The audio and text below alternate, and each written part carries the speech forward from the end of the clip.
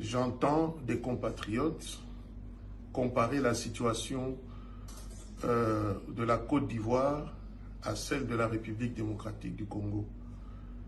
Je voudrais nuancer là-dessus. En Côte d'Ivoire, nous avions affaire à un président qui était là en 1995, Henri Konan Bédié. Sous son règne, on a voté une loi d'ivoirité. Ici, on ne parle pas des congolités. Et Gbagbo, quand il est arrivé, il y a eu la crise que nous connaissons. Ce n'est pas ça l'objet de mon intervention.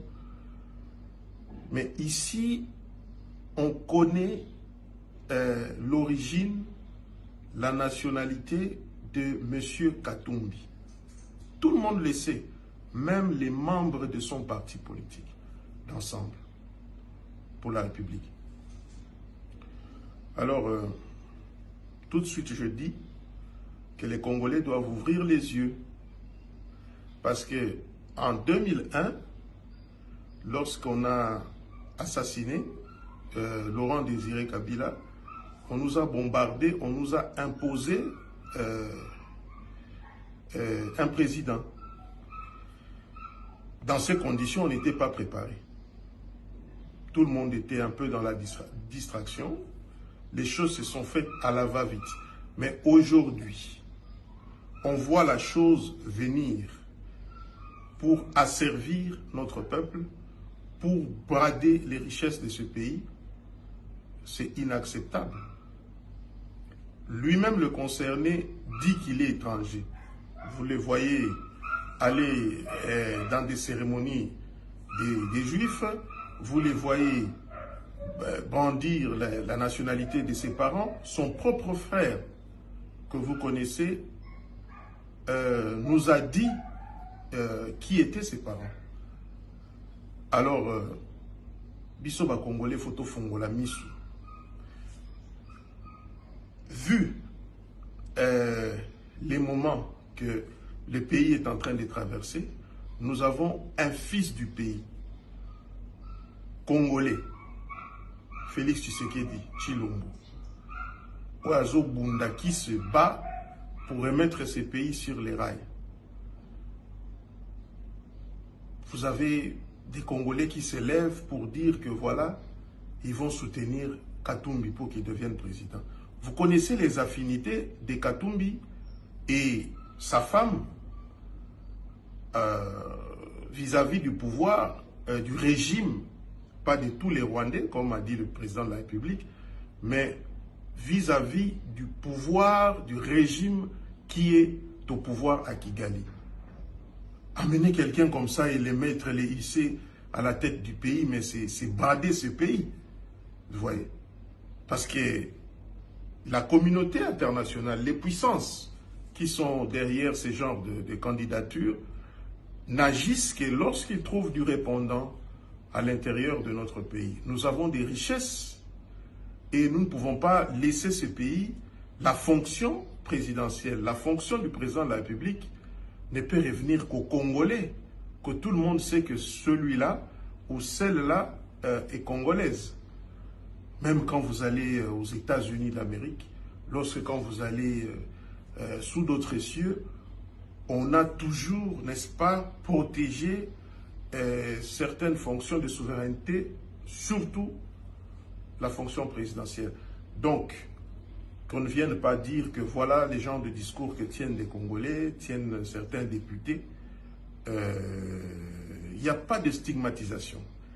Il n'y a pas, qu'on ne vous brandisse pas des épouvantails, du chiffon rouge pour dire voilà, vous ne pouvez pas dire telle ou telle autre chose. C'est notre pays, la République démocratique du Congo. C'est 2 345 000 km² qu'on nous a légué et que nous devons à tout prix protéger.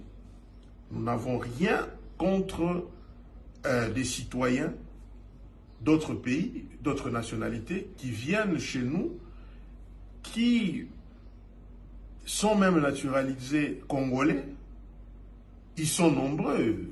Il y a des vagues que vous connaissez, que ce soit à l'est de notre pays, que ce soit à l'ouest de notre pays. Il y a des vagues que vous connaissez, mais nous ne pouvons pas brader cette fonction à qui veut la prendre. Donc, j'éveille la conscience de nos compatriotes pour que nous puissions nous préparer aux élections et surtout s'enrôler massivement pour que on ne vienne pas nous raconter des histoires. En tout cas, toute candidature qui ne répondra pas aux critères de nationalité, c'est-à-dire aux critères, ce qui peut nous garantir que tel va protéger l'intégrité du territoire, notre souveraineté, cette candidature-là ne passera pas. Les règles et les lois, ce qui est, on va dire, la Constitution de la République, la notion de la nationalité. Mais nous pouvons revenir sur ça. Ce sont les hommes qui rédigent et les hommes peuvent aussi modifier.